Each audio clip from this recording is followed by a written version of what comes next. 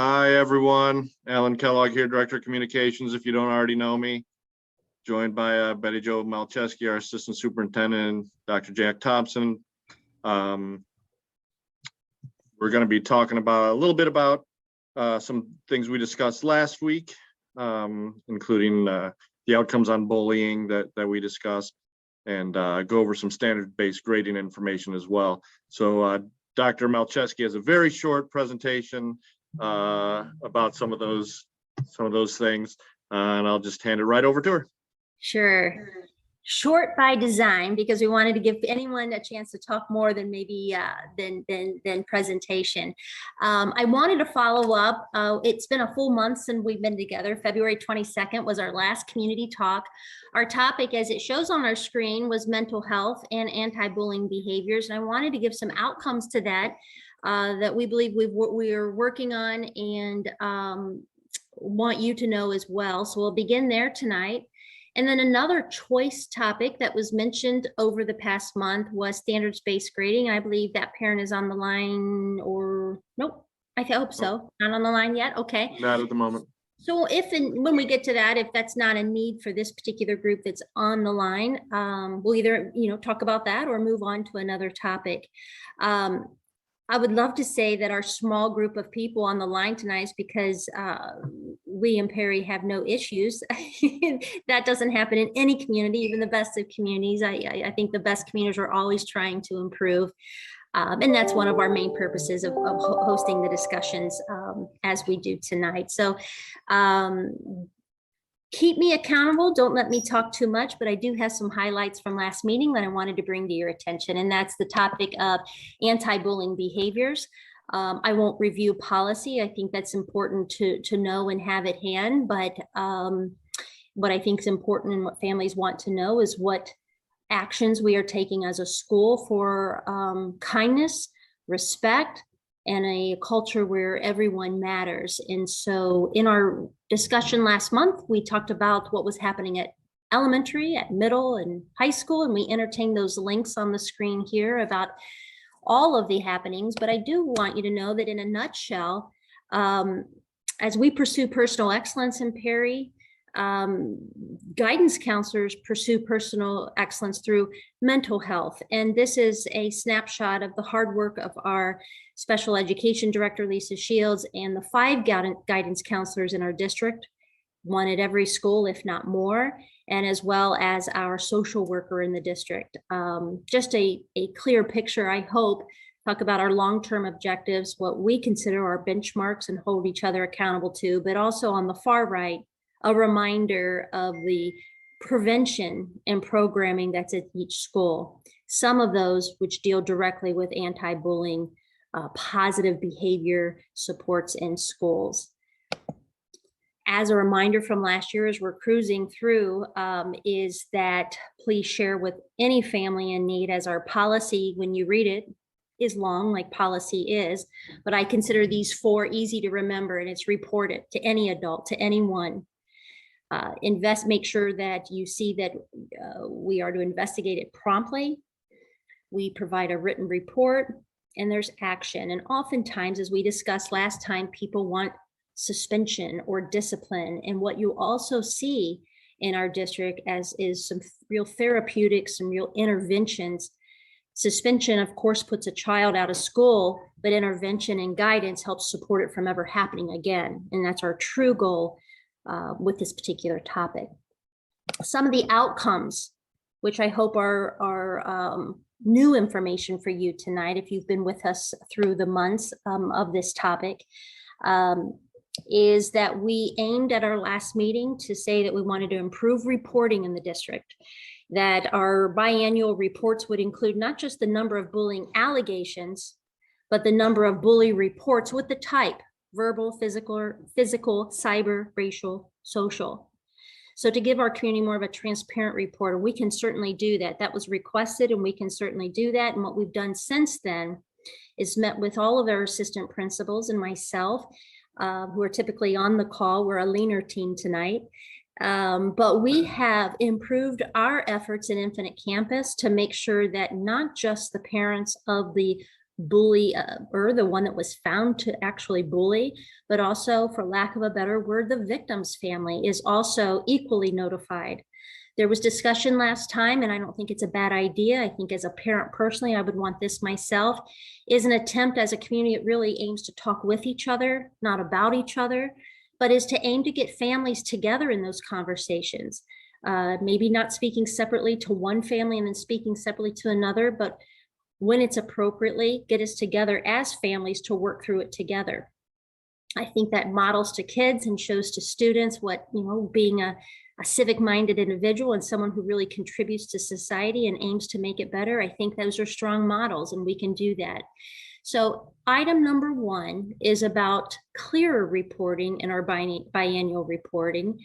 And I will tell you that effective at or around March 1st, those records within Infinite Campus now affect those records to the offender and to the victim, and those families are privy to that information within Infinite Campus. I don't mind pausing there if anyone has any questions about that particular line. Anyone? Okay. The second is to continue adult training. I think my chart before showed you what we're trying to do with prevention. That's an ongoing. We have every single certified employee. Our aim was to place them through, our district goes through a lot of staff training, but trauma-informed response, which means that if students are going through high-level issues in their life, that we understand the unique nature of those and try to not respond with exact same protocols with children in terms of what they might need.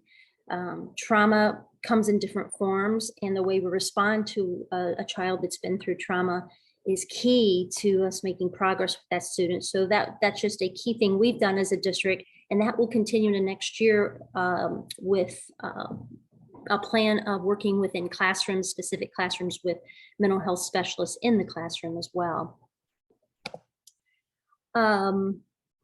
Thirdly, and finally, our outcomes since our original talks on bullying, which started with some of you and myself as early as fall, is seek to increase family partnerships, solve issues together. I alluded to that in number 1, and maybe I actually should have waited and discussed it then, but really modeling for students, bringing adults together, adults modeling for kids, what community sounds like when we're respectful, when we talk to each other, not about each other. Well, it could be strong models on social media for students, which is such a height of especially our adolescents' life at right now, something we didn't deal with in schools when we were students, but certainly a level of training of how to be appropriate on social media, both for adults.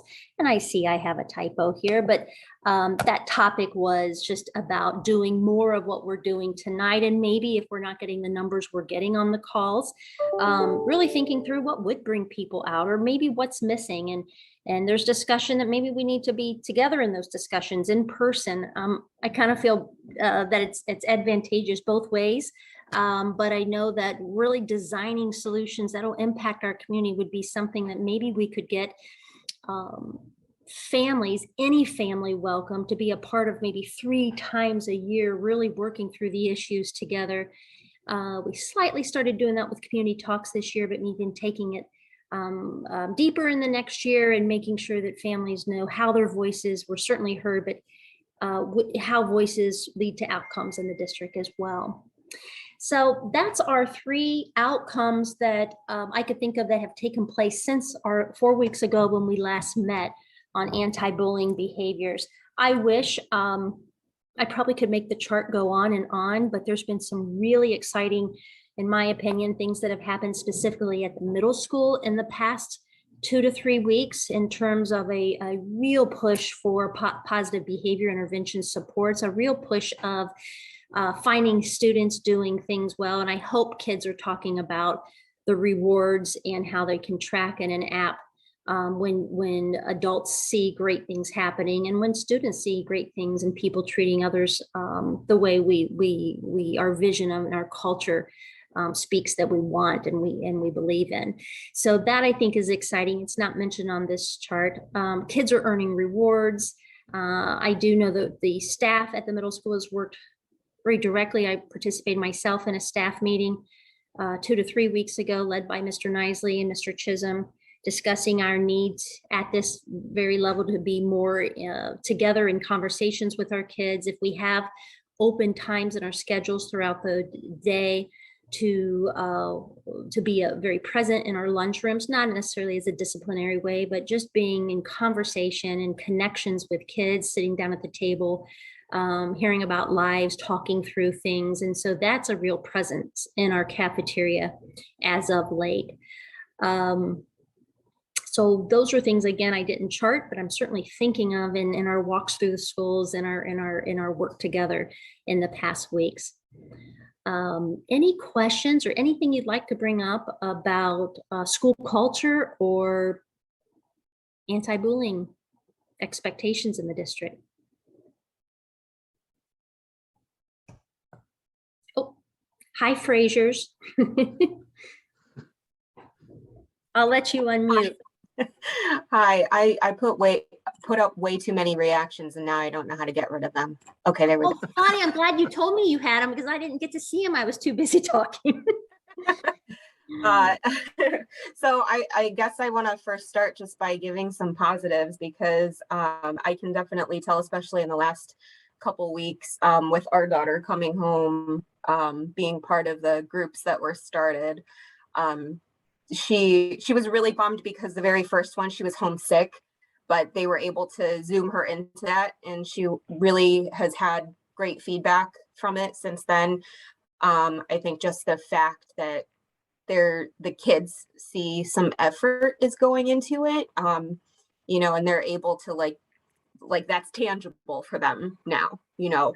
So at least at the middle school level, that has been definitely a positive. And then the only other question that I did have that, and this has come up a couple times while I've been talking to the parents in my group, is just, I guess, like discipline or consequences for athletes, not even specifically athletes. I don't want to say that. And we know some really great athletes too, but I know that there has been a high instance of people that have at least reported to me that there's been some bullying from the athletes to other people.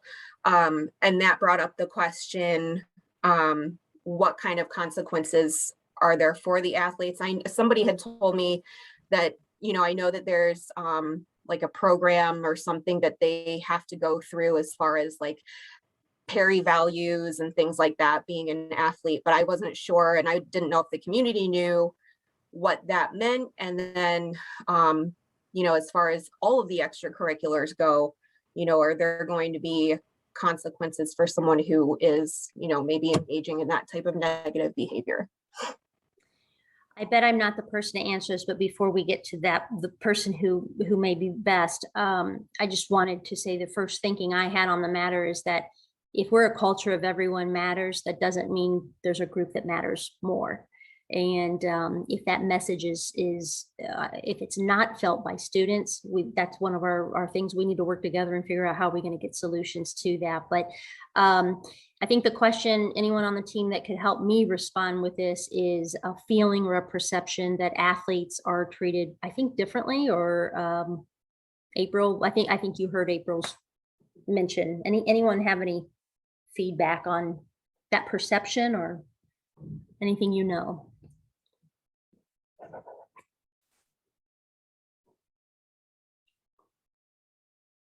Mr. Knisely, are you hearing any of that or not so much?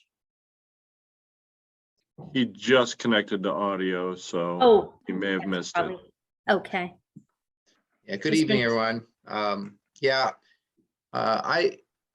heard of you know, some comments that there might be some differential treatment to athletes in that, and I guess, you know, public forum is probably not the place to talk about specific situations and instances that have occurred. And so, in private, I'd certainly welcome having some discussions. We know that you know, our society you know, pays a lot of attention to athletic events, their performances that people come to. They're well tracked on social media. So fortunately, unfortunately, there is a lot of emphasis and eyes on what happens in athletic events. And also, there's a few more adults involved in the situation, whether it's the athletic director, the principals, then your coaches, and then, all the parents that are on the team that have come together to try to operate in collaboration to have the best performance that you could have. And that goes true for athletics and for our arts events and our music programs and band programs. And, anytime there's a potential incident or allegation that happens in any of those forums, they certainly are under the limelight and attention of the public. And so, but, I know that perception's out there, and we're willing to take any measures to help prevent that, that there's some kind of favoritism or things shown towards athletes, because we don't want that to be the case by any means. Great. Do we have any other questions or topics as it relates to bullying, mental health? Or is there anything else about the topic of athletics that you needed to ask further?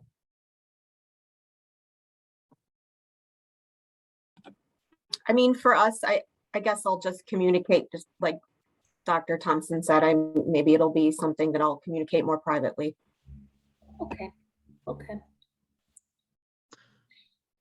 I know, Al, we had someone gave us another topic. Yeah, so I don't know that they're on, but this is being recorded, so we might as well address it. So the question is basically surrounds standard-based grading and the grade book, and how do we ensure teachers understand that, that with the rolling grade book, it's updating the grades when they get accomplished and learning the skill until it's mastered.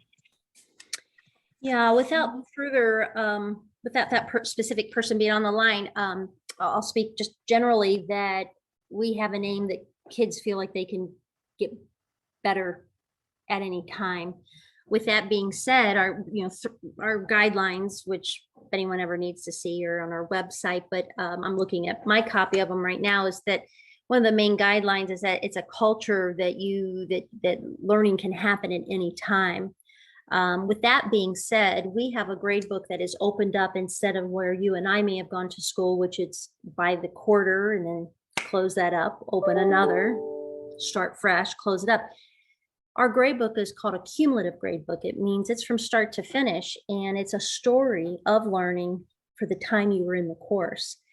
And with that being said, if something was taught and you don't feel you, for lack of a better word, earned what you could earn and you want to get better, we think that's a great testimony and a great skill for life. It's just like if you took your driver's test and you failed it the first time, I hope you went back and got those licenses. You're going to need them for life. So with that being said, we wanted to, and back in 2016, when we shifted to standards-based grading, is we wanted to make sure that the report card reflects the story of learning for students, so that a parent could look into that grade book and say, oh, there's 8 objectives in this course. How are they doing in that one? Oh, great. How are they doing in the next one? Ooh, we could improve there. And you could have conversations and feel like you had a good sense of your students learning before you even called a teacher. So I think what I would just wrap that up, since it may not be the question of everyone on the line, is that in our mission statement, where it says that you have an opportunity to be a lifelong learner, we interpret that as you advocate for yourself upon maturity. Of course, an elementary student is learning those skills, and that you have conversation, a two-way conversation with your teacher in terms of, I want to get better. I can do better. Can I demonstrate this again? And that is honored at Perry. And so at the same time, we noticed in our piloting of standards-based grading way back in 2016, that some students were waiting all the way to the end of a grading period let's say December 20th and saying, I want to get better. I want to retake this. I want to retake that. And we realized that wasn't an efficient way to be as well. And so we started thinking, in the real world, in a job, you would probably give an appropriate timeline, have that conversation, have an opportunity to improve. And so we started saying, hey, when you get an assessment back and you feel like you want to have a go at it again, that you know you can get better, have that conversation in a timely way, develop a plan with your teacher. And the assessment, to the opportunity to do it again, is just not something we just throw around. And if you don't study for the test, we'll just let you keep taking them and keep taking them. But my goodness, if you are serious about this and you're willing to put in the effort to get better, we're going to be right there alongside you to allow you to get better. And so we did place on guideline, I think it was 3 or whatever page talks about retakes in our guidelines. That's an appropriate time. And at the high school on a block schedule, where 1 week of instruction is actually equivalent to any other high schools, like 2 weeks of instruction. We say, it's appropriate that within that week that you got the assessment back, around that time, make sure you have a conversation that, hey, I want to try to get better at this skill. What can I do to get better? And then do those things.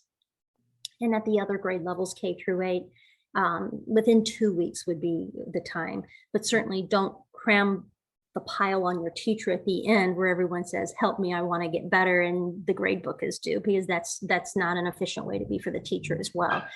So again, I don't know what that particular inquiry was about. I hate to go on a tangent, but that's a typical question we get is,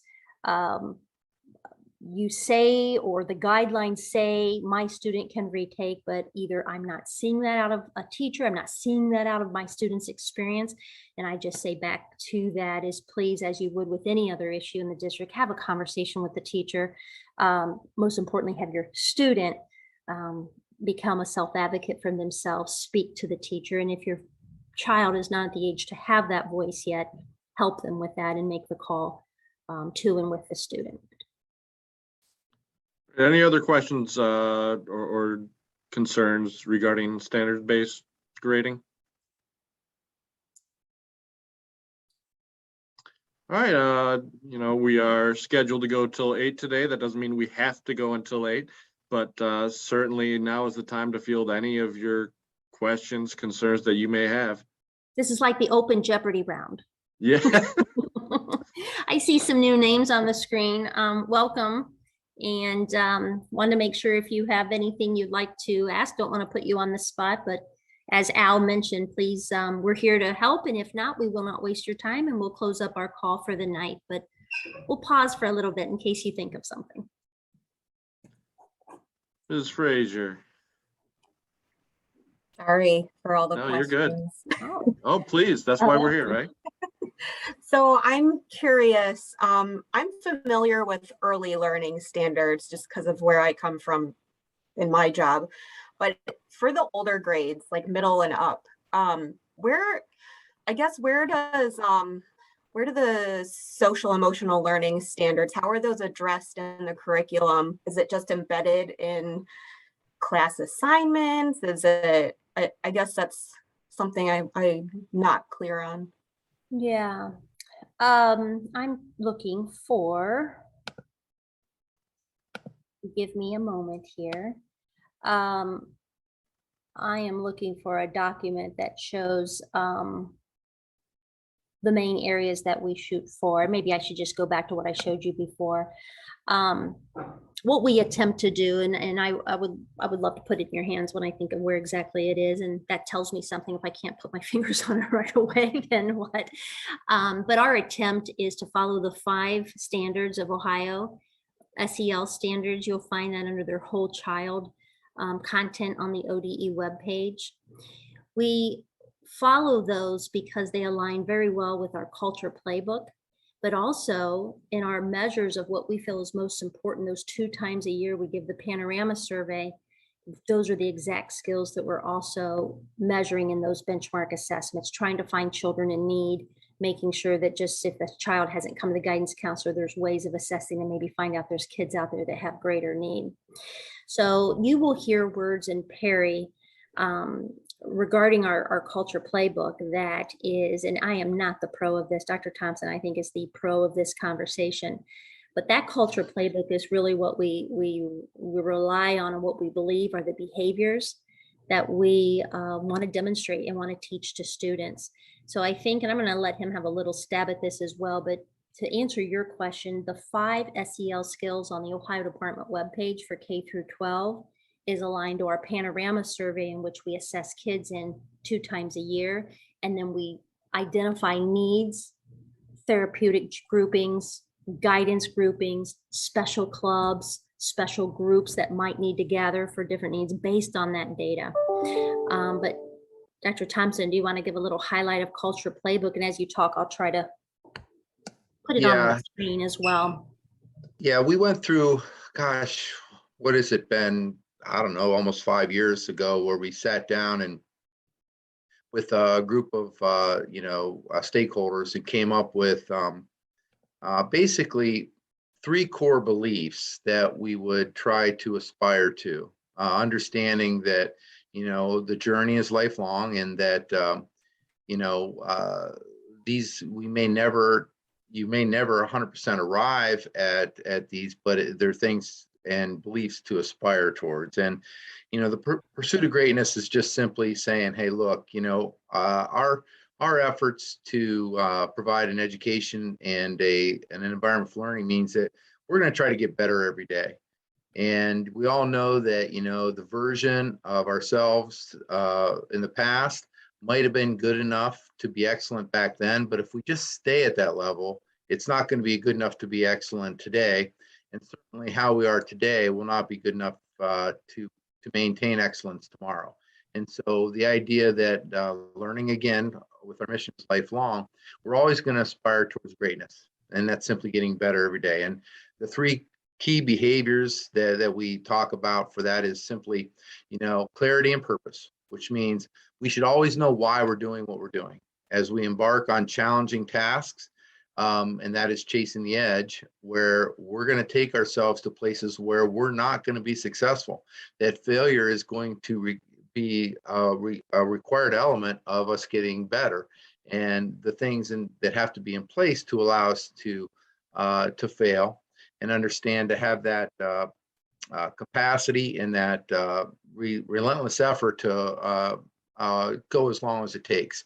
And I think many of the issues and concerns that we've talked about in these forums are just that, where this is an ongoing work. We're going to continue to try to move the dial, and with the understanding that we're never going to be done. There's always going to be room for improvement and for us to get better at living together, respecting diversity and difference, and really behaving in a way that demonstrates care and concern that everyone is valued and everyone matters. And that takes us to the second aspiring belief, is that the power of relationships. And the better we become at embracing one another and working together collaboratively, and that, we're going to be stronger together. And by doing that, if we truly do care about each other, and we're willing to invest the time, not only to do the work, but also to listen and really have empathy and try to understand where people are coming from, and not be quick to pass judgment. And then to do that by, talking to each other and not about each other. I think one of the biggest issues that our society kind of advocates, for whatever reason, that we do, is we call it blame, complain, and defend. We're quick to point the finger.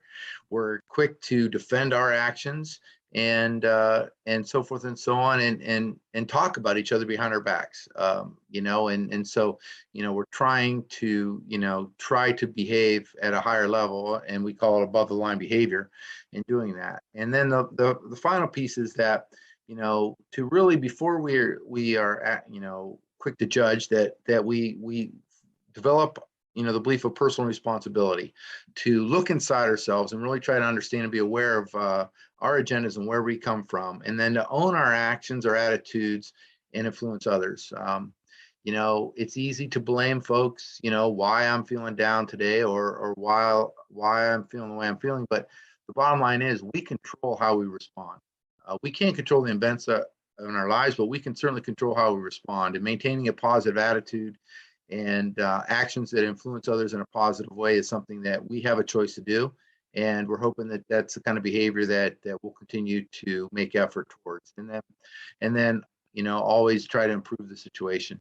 And we do those things and we continue to aspire towards those beliefs, that while we can't be prepared for all the pieces and challenges that life is going to give us, we can be as well prepared as possible. And so that's just a quick kind of core belief playbook that we follow. And then at the elementary, we've kind of adjusted that language to be age appropriate. And we hope those are always the things we can fall back on when we think about what we're doing and the action we're taking. At the elementary school, you will see language like and cute ships about sinking your ship or keeping your ship afloat.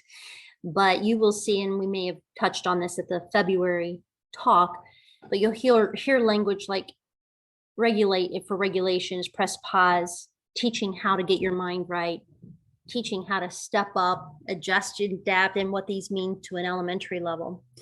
Also, these zones about understanding how you're feeling and ways to regulate yourself are a real strong guidance piece, as well as a full talk of the school from principal to teacher. At the middle school level, and I know that guidance counseling, I was just looking at their anti-bullying, the groups that looks more like teaching these behaviors at an adolescent level, infusing things that are topics of emerging adolescence, such as use of social media, such as becoming and understanding who you are. That's either taught through an anti-bullying, taught through guidance, or taught through specific groups of students who have reason to talk about certain topics and support each other in that, and look for solutions with adults and guidance with their families. It looks more like groupings and efforts led by the guidance counselor or our Anchor Health mental health services. And all of that is about that positive behavior culture. And then as it grows up into high school, if we're really living that culture and really living those beliefs, we're teaching other things along the way about becoming an adult, about drugs and alcohol, and things that typical are topics of adolescence and prevention. And then above all, holding each other hopefully accountable to say, hey, is that something we just dabbled and taught once, or is that something we're following up on, looking for kids who need additional support and truly following the work through, rather than maybe a one-time assembly, if that makes sense. Anything else, Bob, Nicely, you wanted to add that wasn't mentioned? Yeah, my computer is like really flipping out. I was trying to type in the chat. I can't even get my keyboard to work. I don't know what's going on. A lot of that R factor stuff, these are really daily conversations that Jim and I have with both offenders as well as victims, for lack of a better word. We take them really through this, and we use purposeful language, especially in terms of adjusting and adapting, getting your mind right, pressing pause. Those are specific phrases and terms that we use. I know Ms. Cuevas in the guidance office, she uses that terminology quite often with students as well. One of the ironic pieces of this is a lot of times when like a student will bring a complaint about something, one of our first priorities is to ensure that student is in a good place. And so we kind of try to work them through that process mentally before we send them on their way. And one of the things that we encounter is that they don't necessarily want to hear that piece of it. They're looking more for, okay, what are you going to do to the other person? And so, we avoid having those conversations because we just can't have them. But that's work that happens really almost daily with individual kids. It happens in group as well. And I'm glad you pulled this document up. I'm not sure if this was the document that you were actually looking for, but when you were talking about, and in response to Mrs. Fraser's question, our guidance programming has evolved at a very rapid state, really over the course of the last really 7 or 8 years. As the state of Ohio has kind of come on board and kind of really adopted some standards, we've really kind of focused hard on how our guidance counselors at all levels, elementary, middle, and high school, how those individuals are going in and embedding this type of work with students. Now, at our level, this happens quite often through our flex period. Sometimes it happens in individual core classes, but a lot of this programming and those standards happen as a result of our guidance programming that's been developed. So I hope that answers your question, April. I thought it was interesting yesterday at the middle school. I was on the phone with one of the principals, and all I could hear was the student saying, "I think we need a new club." And I heard Mr. Chisholm go, "All right, bud, we'll talk soon. What's the club?" And he's like, "I'm not so sure." But anyway, it just led me think like, "Oh, you starting a new club today?" He's like, "Yep, we aim to place." So before wrapping up, we're a pretty blessed district in terms of our opportunities to write grants, receive grants, to really try some things out that we may not normally be able to fund. And through that, our 21st Century grant, which is for before school, after school, summer programming, is oftentimes things where when kids want to investigate or try, or we want to dream big about maybe offering something we wouldn't normally be able to do, those funds do help us. And those are competitive funds we write and get just to try some things out, whether it be career exploration, getting kids credentials in high school. But that kind of goes back to where we started in January, which purposely was designed to be personalized learning, to kind of understand that when we have these needs for therapeutic groups or something non-academic that a student needs, that there's personalized ways of flexing a schedule to get ready for that. And we could share some great stories of kids who have unique schedules because of the unique needs of those students. And I'm pretty proud of the work our principals and guidance are able to do in terms of hearing and listening to families and needs, understanding kids at a very deep level, and then saying, "You know what, let's try something different." And we do that often. I don't know if for those new on the call tonight, before we go for the evening, if you're new, or I don't even know if we appropriately introduced ourselves. Some of us have been together for 3 months of meetings, so I apologize for that. I'm your assistant superintendent. Dr. Thompson, of course, is our superintendent. We have a principal on the line tonight, Bob Nisley. We have our director of communications, Alan Kellogg, on the line. We have our special ed director, Lisa Shields, is on the line tonight. We even have an administrative secretary on the line tonight. Lisa is waving. I see now the hand gesture on her, so that's a hello. But in case you're new to our faces, wanted to introduce ourselves.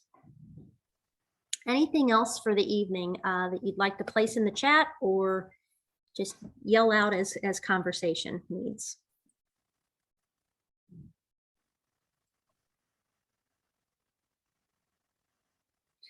Before closing out, I just want to say it's so fantastic to see. I know not everyone's cameras are on, but Fraser, your entire family, including the dog, is amazing to see to the Fraser family. You don't always get to see both moms and dads or both parents at home and leaning in. That's how we roll. I wasn't sure if that was a dog or a guinea pig, so I'm glad he turned his face, his little face around so I could see him. Or her. She's a Japanese chin. She's got a super flat face. Oh, So There she she is. looks, Yeah. looks Okay. like she ran into a wall. No, it's super refreshing to see an entire family out leaning in on the conversations of schools. We don't always see that. So thank you for that. We'll certainly be in conversations of how we can continue the dialogue. I know we want to start up maybe with a continuation of this next year. Before we know it, we're blinking an eye and the spring season just zips straight to graduation. So this does conclude our community talks, the 3 we intended to do for this school year. But if you ever have a question or a need, we're a phone call away, and do not wait for a community talk. Simply pick up the phone and call us anytime. All right, thank you, everybody. Good night.